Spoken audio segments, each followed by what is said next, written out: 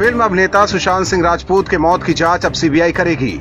Supreme court का ये फैसला आते ही उद्धव ठाकरे और शिवसेना के तोते उड़ गए हैं। कल तक राजनीतिक रोटियां सेकने वाली शिवसेना और सांसद संजय राउत के मुंह से आज कुछ भी नहीं निकल रहा है। शिवसेना और महाराष्ट्र सरकार ने सुशांत मामले पर जितनी गंदी राजनीति की है वो पूरा देश जानता है। महाराष्ट्र सरकार और एक्ट्रेस रिया चक्रवर्ती दोनों के सुर एक ही थे। वहीं इन दोनों का साथ मुंबई पुलिस भी दे रही थी, लेकिन अब दोनों खामोश हो गए हैं। संजय राउत की जुबान पर अब ताला लग गया है। सुप्रीम कोर्ट के आदेश के बाद शिवसेना के राज्यसभा सांसद संजय राउत ने कहा कि महाराष्ट्र एक ऐसा राज्य है जहां कानून सबसे ऊपर है। सुप्रीम कोर्ट के फैसले पर राजनीति करना ठीक नहीं है। सर्वोच्च न्यायालय ने इस मामले में अपना फैसला दिया है और पूरी जानकारी जब हमारे पास आएगी तो सरकार की तरफ से प्रवक्ता इस मामले में बात करेंगे। वो कई सवालों पर चुप्पी साध गए। संजय राउत ने कहा कि कानूनी कार्रवाई के बारे में सरकार में जो कानून के जानकार हैं, मुंबई पुलिस के कमिश्नर या एडवोकेट जनरल ही सुप्रीम कोर्ट के फैसले पर बात कर सकते हैं। मेरे लिए इस पर बात करना सही नहीं है। सुशांत मामले पर शुरू से ही राजनीति करने वाले संजय राउत ने ज्ञान दिया है कि मामले में पहले दिन से राजनीति चल रही है।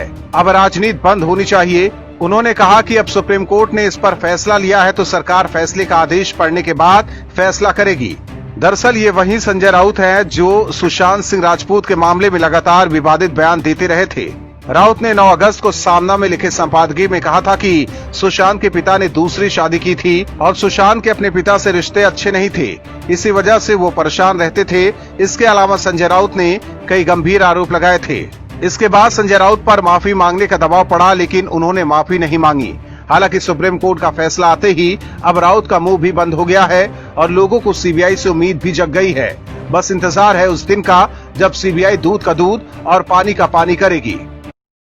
मध्य प्रदेश, राजस्थान के बाद अब कांग्रेस के अंदर पंजाब में भी लड़ाई शुरू हो गई है। सीएम कैप्टन अमरिंदर सिंह से पंजाब कांग्रेस के नेता पहले से ही नाराज हैं। हालांकि अमरिंदर का कद आलाकमान के सामने बड़ा है, इसलिए उनके खिलाफ कोई नहीं बोलता। लेकिन अब पंजाब कांग्रेस में राज्यसभा सदस्य और पंजाब की सीनियर नेता प्रताप सिंह बाजवा और सीएम अमरिंदर सिंह आमने सामने हैं। बाजवा ने पंजाब में कांग्रेस का सुपड़ा साफ करने का जिम्मा उठा लिया है और अमरिंदर पर कई गंभीर आरोप लगाए हैं। बाजवा ने आरोप लगाया कि चुनाव के वक्त अमरिंदर सिंह ने सिख धर्म की सबसे पवित्र पुस्तक गुटका साहिब को हाथ में उठाकर कसम खाई थी। वो राज्य के 5 बड़े माफिया को खत्म कर देंगे। 4 साल बीत गए हैं, कार्रवाई तो दूर, उल्टे उन्हें संरक्षण दिया जा रहा है। इसके साथ ही उन्होंने प्रदेश कांग्रेस कमेटी पर भी निशाना साधा। उन्होंने कहा कि पंजाब का पीसीसी प्रधान अमरिंदर का ही तोता है, वो वही बोलेगा जो अमरिंदर कहेंगे।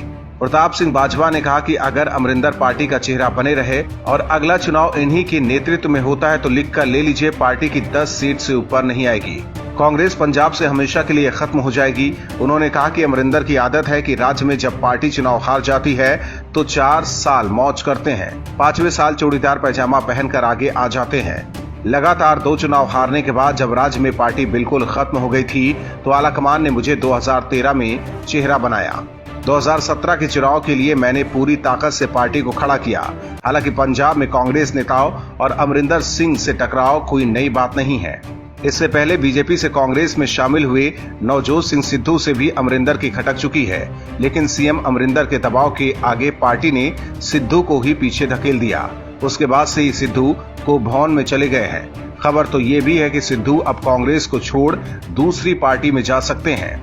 वहीं भाजपा ने अमरिंदर के खिलाफ मोर्चा खोल पार्टी को पंजाब में बड़ा झटका दिया है। सुशांत सिंह राजपूत केस में सुप्रीम कोर्ट के फैसले के बाद उद्धव सरकार घिर गई है। एक तरफ सुप्रीम कोर्ट के फैसले से लोगों के मन में न्याय की उम्मीद जगी है तो दूसरी तरफ उद्धव ठाकरे की चिंता बढ़ गई है। अब ठाकरे सरकार को सीबीआई के हर सवालों का जवाब देना होगा।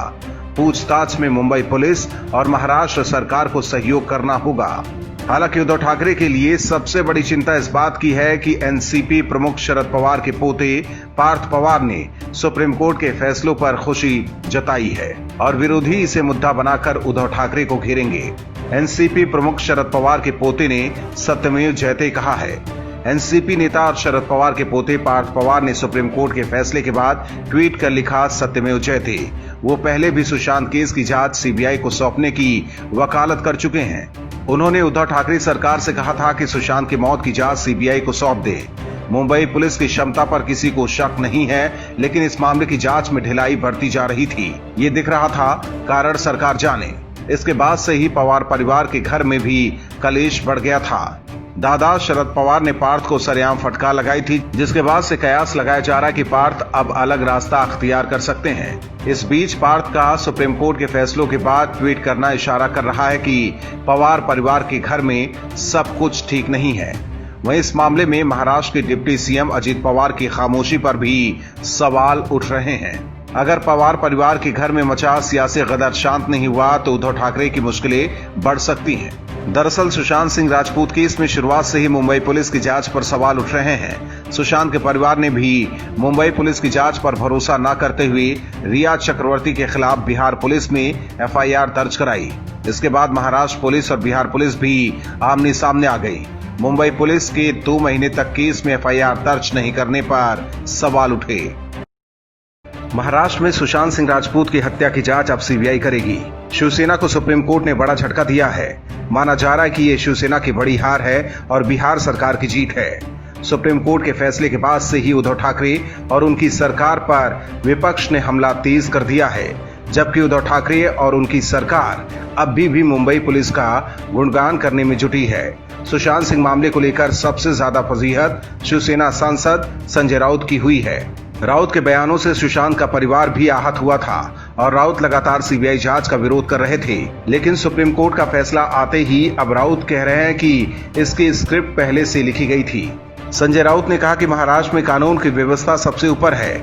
मुंबई पुलिस पर जो आरोप लगाए गए हैं वो सही नहीं है।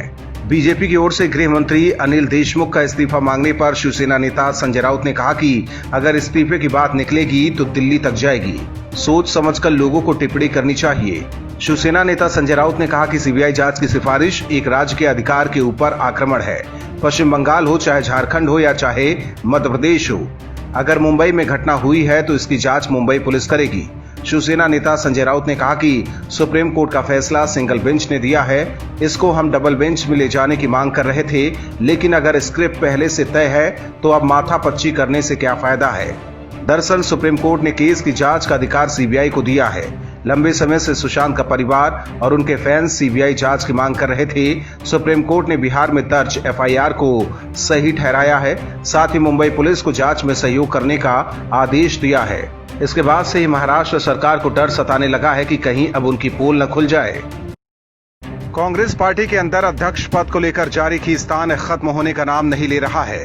पिछले साल लोकसभा चुनाव में मिली करारी हार के बाद राहुल गांधी ने अध्यक्ष पद से इस्तीफा दे दिया था। तब से कांग्रेस में अध्यक्ष का पद खाली है। हालांकि उस दौरान सोनिया गांधी को पार्टी ने अंतरिम अध्यक्ष बनाया, लेकिन अब सोनिया गांधी का कार्यकाल भी खत्म हो गया है और पार्टी अब बिना अध्यक्ष के ही चल रही है। हालांकि सबसे बड़ा सवाल यही है कि आखिर कांग्रेस का अब अध्यक्ष बनेगा कौन। पिछले कुछ दिनों में पार्टी के वरिष्ठ नेताओं ने खुलकर बोलने की कोशिश की। इस दौरान पार्टी ने संजय झा को सस्पेंड कर दिया। वहीं शशि थरूर से लेकर अभिषेक मनु सिंघवी ने भी मांग की है कि अब समय आ गया है कि अध्यक्ष पद का चुनाव हो। वहीं कांग्रेस महासचिव प्रियंका गांधी ने अपने भाई और पूर्व पार्टी अध्यक्ष राहुल गांधी की उस बात का समर्थन किया है जिसमें उन्होंने कहा कि पार्टी की कमान गांधी परिवार से बाहर के शख्स के पास होनी चाहिए।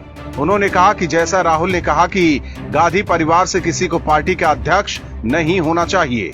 प्रियंका गांधी और राहुल गांधी के इस विचार पर पूर्व प्रवक्ता संजय झा ने प्रतिक्रिया दी है। उन्होंने कहा कि मैंने भी बिल्कुल वही बात कही थी। ग्रैंड ओल्ड पार्टी को फिर से जीवंत करने के लिए गैर गांधी को कांग्रेस अध्यक्ष बनाने की जरूरत है, मगर मेरा कहना पार्टी विरोधी गतिविधि बन गया। हालांकि कांग्रेस के अंदर सबसे बड़ी परेशानी यही है कि आखिर कांग्रेस का अध्यक्ष कौन बनेगा।